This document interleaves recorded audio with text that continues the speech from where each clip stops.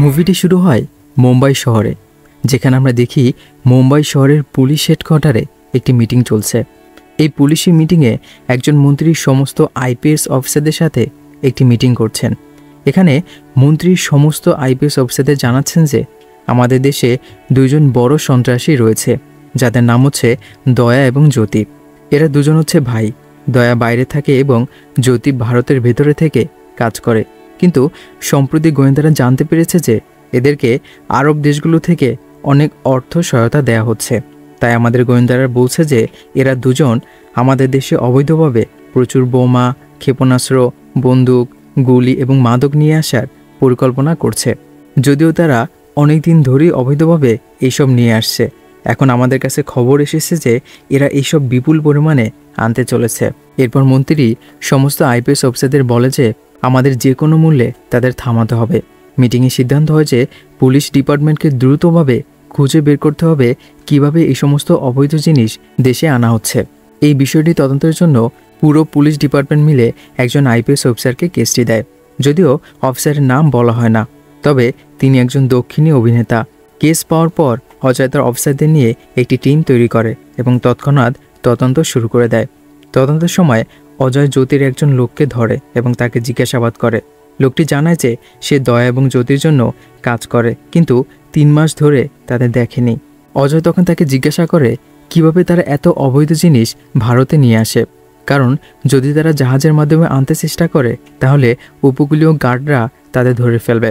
তখন লোকটি জানায় যে তারা সমুদ্রের মাঝখানে জিনিসগুলো নামিয়ে ফেলে, যাতে উপকূলীয় গার্ডরা কিছু না পায়। পরে লোকটি জানায় যে তাদের সমস্ত অবৈধ জিনিস রত্নাগিরির কাছাকাছি নামানো হয়, যা অন্ধ্রপ্রদেশ এবং তামিলনাড়ুর উপকূলীয় অঞ্চলের কাছাকাছি। সেখানে স্থানীয় গ্রামবাসীরা তাদের সাহায্য করে। এই খবর পেয়ে অজয় তার টিম নিয়ে সরাসরি রত্নাগিরিতে যায় এবং তদন্ত করে জানতে পারে যে সেখানে স্থানীয় ডিএসপি তাদের সহায়তা করে। সেই ডিএসপি খুবই দুর্নীতিগ্রস্ত এবং তার নাম ডিএসপি তুলসী, যিনি আসলে দক্ষিণী অভিনেতা অভিমন্যু সিং। এরপর অজয়ের টিম সরাসরি ডিএসপির কাছে যায় এবং জানতে পারে যে গ্রামবাসীরা তাদের সমুদ্রের মাঝখানে অবৈধ জিনিস নামাতে সাহায্য করে এবং তাদের নেতা হলেন ভৈরবা, যিনি আসলে অভিনেতা সাইফ আলী খান। সিনেমায় তাকে ভৈরবা এবং ভৈরা নামে ডাকা হয়েছে, তবে আমরা তাকে পুরো গল্পে ভৈরা বলে বলবো। এইসব জানার পর অজয় তার টিম নিয়ে ভৈরবার কাছে যায় এবং তাকে একজন পুলিশ হিসেবে নয় বরং একজন চোরা কারবারি হিসেবে মেলে। অজয় ভৈরবার সাথে একটি চুক্তি করতে চায় এবং বলে যে তারও জাহাজ থেকে অবৈধ জিনিস নামাতে হবে। এজন্য সে ভৈরাকে অনেক টাকা দিতে চায়, কিন্তু ভৈরা এই কাজ করতে অস্বীকার করে এবং জানায় যে তারা এই কাজ ছেড়ে দিয়েছে। অজয় তাদের উপর চিৎকার করতে শুরু করে এবং বলে যে তাকে তার কাজ করতেই হবে, কিন্তু এই কথা শুনে ভৈরা তাদের সবাইকে মারধর করে এবং পিটিয়ে সেখান থেকে তাড়িয়ে দেয়। মার খেয়ে আইপিএস অজয় তার টিম নিয়ে গ্রামের বাইরে চলে আসে। যখন তারা সমুদ্রের ধারে পৌঁছায় তখন সেখানে এক বৃদ্ধকে দেখে, যার নাম হচ্ছে সিপ্পা এবং তাকে অভিনয় করেছেন অভিনেতা প্রকাশ রাজ। আইপিএস অজয় তখন সিপ্পার কাছে ভৈরা এবং তার গ্রামের সম্পর্কে জানতে চায় এবং জিজ্ঞেস করে কেন ভৈরা এবং তার লোকেরা এখন এই কাজ ছেড়ে দিয়েছে। সিপ্পা উত্তরে বলে যে এর পেছনে একটি বড় গল্প রয়েছে, তবে সেই গল্প শোনার আগে তাদের ইতিহাস জানা জরুরি। এই বলে সিপ্পা তার গল্প বলা শুরু করে। সে জানায় অনেক বছর আগে সেখানে একটি রাজ্য ছিল এবং সেই রাজ্যের সৈন্যরা খুবই সাহসী এবং শক্তিশালী ছিল। চারপাশে তাদের মতো যোদ্ধা আর কেউ ছিল না। এই কারণে যতবারই রাজ্যের ওপর আক্রমণ করা হয়েছে তারা সবসময়ই রাজ্যকে রক্ষা করেছে। কিন্তু এত যুদ্ধের পর রাজ্যের অনেক ক্ষতি হয়। তারপর যখন ইংরেজরা আসে রাজ্যের যোদ্ধারা তাদের তাড়িয়ে দেয়। এর ফলে রাজ্য এবং তার শাসন ব্যবস্থা ধ্বংস হয়ে যায়। এরপর সেই সব যোদ্ধারা তাদের পরিবার নিয়ে একটি গ্রাম তৈরি করতে শুরু করে। তারা 4টি গ্রাম স্থাপন করে এবং প্রতিটি গ্রামে একজন যোদ্ধা নেতা ছিল, যিনি পুরো গ্রামকে নেতৃত্ব দিতেন। রাজ্য ধ্বংস হওয়ার পর গ্রামবাসীদের জীবিকার কোনো উপায় ছিল না, তাই তারা সমুদ্রের মাছ ধরা শুরু করে। এভাবে তারা জীবন চালাতে থাকে, কিন্তু পরিস্থিতি ক্রমশ খারাপ হতে থাকে এবং প্রজন্ম থেকে প্রজন্মের মধ্যে 4টি গ্রাম আরও একত্রিত হতে থাকে। এরপর ঠিক 12 বছর আগে আমাদের গ্রামের ভাগ্য বদলে যায়। তখন 2 ব্যক্তি মুরুগা এবং ডিএসপি তুলসী গ্রামে আসে। ডিএসপি তুলসীর চরিত্রে ছিলেন অভিমন্যু সিং এবং মুরুগার চরিত্রে মুরলী শর্মা। 12 বছর আগে মুরুগা এবং ডিএসপি তুলসী গ্রামে এসে গ্রামবাসীদের কাজ দেয়।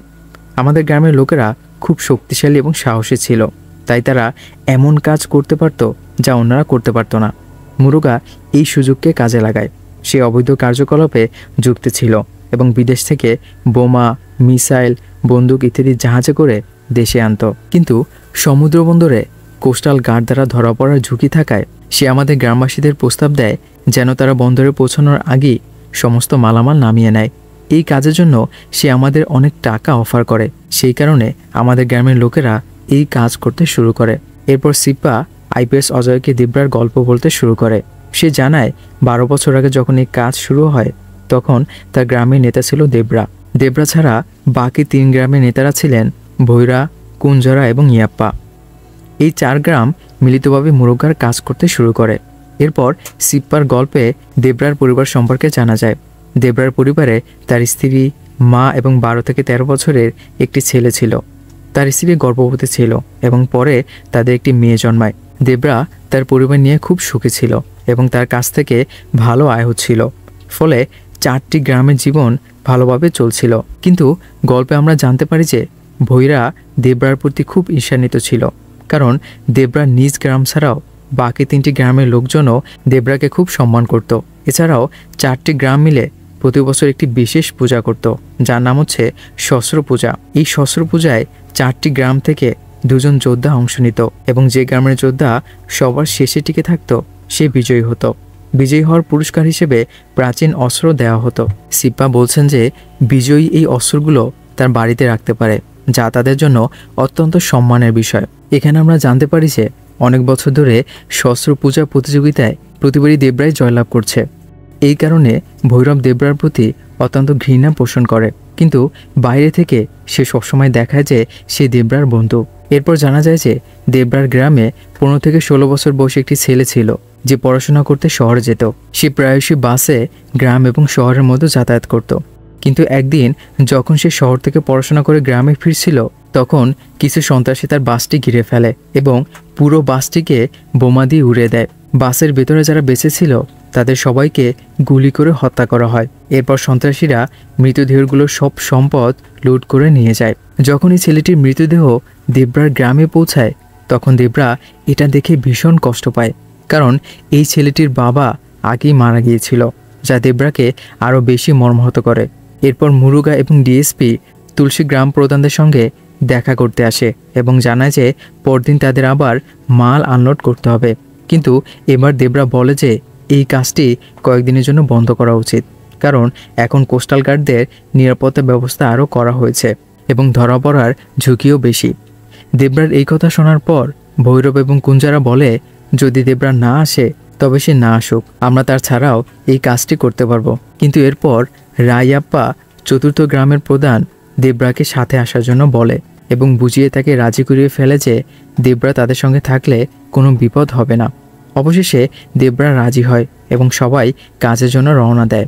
কিন্তু এবার কোস্টাল গার্ডরা আরও বেশি সক্রিয় ছিল এবং তাই দেবরা এবং তার লোকদের ধরা হয়। শিপে কোস্টাল গার্ড অফিসাররা তাদের ধরে নিয়ে যায় এবং তাদের লিডার জানায় যে তিনি তাদের চিনতে পারেন, তবে তিনি এটাও শুনেছেন যে তাদের পূর্বপুরুষরা অনেক সাহসী এবং বড় যোদ্ধা ছিল, যারা বিদেশি শক্তির বিরুদ্ধে দেশের জন্য লড়াই করেছিলেন। কিন্তু এখন তিনি দেখতে পাচ্ছেন যে তাদের বংশধরেরা চুরি করছে এবং চোরাচালানকারীদের সাহায্য করছে, যারা দেশের ক্ষতি করছে। এরপর অফিসার কন্টেনার খুলে দেখায় যে ভিতরে বন্দুক, বোমা, গোলাবারুদ এবং অন্যান্য বিপজ্জনক জিনিস রয়েছে। এগুলো অবৈধভাবে চোরাচালানকারীদের হাতে পড়ল। তারা এগুলো দিয়ে মানুষ হত্যা করে। এই কথা শোনার পর দেবরা বুঝতে পারে যে অফিসার একদম ঠিক বলেছেন। তখনই সে গ্রামের ছেলেটির মৃত্যুর ঘটনাও মনে করে, যেটি এই ধরনের অস্ত্রের চোরাচালানোর কারণেই ঘটেছিল। তবে দেবরা সিদ্ধান্ত নেয় যে সে এই কাজ ছেড়ে দেবে। তবে ঠিক এই মুহূর্তে ভৈরব, কুঞ্জারা এবং তাদের দল কোস্টাল গার্ড অফিসারদের ওপর হামলা করে এবং তাদের মারতে থাকে। কিন্তু দেবরা এই দৃশ্য দেখে তাদের থামায় এবং এমন কাজ করতে নিষেধ করে। তারপর সে তার লোকদের নিয়ে চলে যাওয়ার নির্দেশ দেয়। এর আগেই ভৈরব কোস্টাল গার্ডদের প্রতিশ্রুতি দেয় যে সে আর এমন কাজ করবে না এবং তার গ্রামের লোকদেরও এমন কিছু করতে দেবে না। গ্রামে ফিরে আসার পর মুরুগা এবং ডিএসপি তুলসী আসে এবং দেবরার কাছে তাদের মাল চায়, কিন্তু দেবরা তাদের মাল ধ্বংস করে দেয় এবং ঘোষণা করে যে এরপর থেকে তারা আর কোনো অবৈধ কাজ করবে না। দেবরা আরও ঘোষণা করে যে 4টি গ্রামের কেউই মুগরার জন্য আর কাজ করবে না। এই ঘোষণার পর দেবরার গ্রাম এবং রায়াপ্পার গ্রাম তাকে সমর্থন করে, কিন্তু ভৈরব এবং কুঞ্জরার গ্রাম তার বিরোধিতা করে। কিছু লোক দেবরার বিরুদ্ধে লড়াই করতে আসে, কিন্তু দেবরা তাদের পরাজিত করে এবং তাদের পিঠে অস্ত্রের দাগ করে দেয়। এরপর 4টি গ্রাম আবার মাছ ধরতে ফিরে আসে এবং তাদের জীবিকা নির্বাহ শুরু করে। কিন্তু এই পরিস্থিতি ভৈরবের জন্য অসহনীয় হয়ে ওঠে এবং সে দেবরাকে তার পথ থেকে সরানোর জন্য যে কোনো উপায়ে চেষ্টা করতে থাকে। কুঞ্জরা এবং ভৈরার গ্রাম একসঙ্গে পরিকল্পনা করে যে তারা মিলে দেবরাকে হত্যা করবে। কিছুদিন পর আমরা দেখি যে রায়াপ্পার 4র্থ গ্রামের নেতা তার বোনের বিয়েতে দেবরা সহ সবাই উপস্থিত হয়। বিয়েতে ভৈর এবং কুঞ্জারা দেবরাকে প্রচুর মদ খাইয়ে দেয়, ফলে দেবরা মাতাল হয়ে যায় এবং নিজের হুঁশ হারিয়ে ফেলে। এরপরে তারা দেবরার কানে ফিসফিস করে বলে যে বিয়ের সময়ের সুযোগ নিয়ে অনেক লোক মুরুকার সঙ্গে যুক্ত হয়ে বেআইনি জিনিস সমুদ্রের কাছ থেকে নামানোর জন্য গিয়েছে। দেবরা এই কথা শোনার পর নেশাগ্রস্ত অবস্থায় সোজা সেখানে চলে যায়, যাতে লোকজন এমন কাজ করতে না পারে। কিন্তু এটি ভৈরা এবং কুঞ্জারার পরিকল্পনা ছিল। সেখানে পৌঁছে দেবরা দেখতে পায় ভৈরা এবং কুঞ্জারার গ্রামের অনেক লোক বড় বড় অস্ত্র নিয়ে অপেক্ষা করছে। তারা সবাই দেবরার উপর আক্রমণ চালায় এবং তাকে মারার চেষ্টা করে, কিন্তু দেবরা একজন শক্তিশালী যোদ্ধা হওয়ায় মাতাল অবস্থায়ও সে সবাইকে মেরে ফেলে। পরের দিন সকালে 4 গ্রামের লোকেরা এই খবর শুনে সেখানে আসে। সেখানে এসে দেখতে পায় যে তারা দেবরার উপর আক্রমণ করেছিল। তাদের সকলের লাশ মাটিতে পড়ে আছে এবং প্রতিটি লাশের পিঠে একটি ক্রস চিহ্ন আঁকা হয়েছে। এক পাথরের উপর কিছু শব্দ লেখা থাকে, যেটা পরে লোকেরা বুঝতে পারে যে এটি দেবরার কথা। সেই লেখায় লেখা ছিল যে দেবরা গ্রাম ছেড়ে চলে যাচ্ছে এবং দূর থেকে 4টি গ্রামের উপর নজর রাখবে। এরপর থেকে কেউ যদি বেআইনি কাজ করতে যায়, দেবরা তাকে মেরে ফেলবে, যেমন সে ওই লোকগুলোকে মেরে ফেলেছে। তবে এই ঘটনা ঘটার পরও অনেক গ্রামবাসী আবার বেআইনি কাজ করার চেষ্টা করে, কিন্তু যতবারই কেউ এমন কাজ করতে যায়, দেবরা তাদের ধরে মেরে দেয় এবং তাদের পিঠে ক্রস চিহ্ন এঁকে দেয়। এতে 4টি গ্রামের মধ্যে দেবরার ভয়ে সবাই এমন কাজ করা বন্ধ করে দেয় এবং তারা সবাই আবার মাছ ধরার কাজ শুরু করে। এভাবে 10 থেকে 11 বছর কেটে যায়। এরপর দেবরার ছেলে ভরা বড় হয়ে যায় এবং সে দেখতে পায় তার মতোই হয়েছে। কিন্তু দেবরা যেখানে সাহসী এবং শক্তিশালী ছিল, সেখানে ভরা একজন ভীতু ছেলে এবং সে কাউকে মারধর বা ঝগড়া বিবাদ করে না। কিন্তু সেই সময় ভৈরা দেবরার প্রতি ক্রোধে আরও উন্মাদ হয়ে ওঠে। ভৈরা তার গ্রামে সেই সব পরিবারের ছেলেদের নিয়ে একটি দল তৈরি করে যাদের বাবা মাকে দেবরা হত্যা করেছিল। সে তাদের ছোটবেলা থেকেই কঠোর প্রশিক্ষণ দেয় এবং তাদের যুদ্ধে দক্ষ করে তোলে, যেন তারা বড় হয়ে দেবরাকে শেষ করতে পারে। গ্রামের সবকিছুই ঠিকঠাক চলছিল, লোকেরা তাদের কাজ করছিল এবং যখনই কেউ বেআইনি কাজ করতে যেত, তখনই দেবরা এসে তাদের একইভাবে হত্যা করত। কিন্তু একদিন ভৈরার গ্রামের কয়েকজন ছেলে দেবরার মেয়েকে বিরক্ত করে, মানে ভরার বোনকে। ভরা এই ঘটনা শুনে ওই ছেলেদের খুব মারধর করে, কিন্তু এরপর ভরা সেই ছেলেদের একজনকে মেরে ফেলে। পরের দিন গ্রামে খবর ছড়া যে ভরা মারধর করে এক ছেলেকে মেরে ফেলেছে। এই খবর শুনে ভরা খুবই দুঃখিত হয় এবং ভৈরার গ্রামে গিয়ে ভৈরার কাছে ক্ষমা চাইতে চায়। ভৈরা তাকে ক্ষমা করার শর্ত দেয় যে ভরাকে তার জন্য কাজ করতে হবে। ভরা তাতে রাজি হয়ে যায়।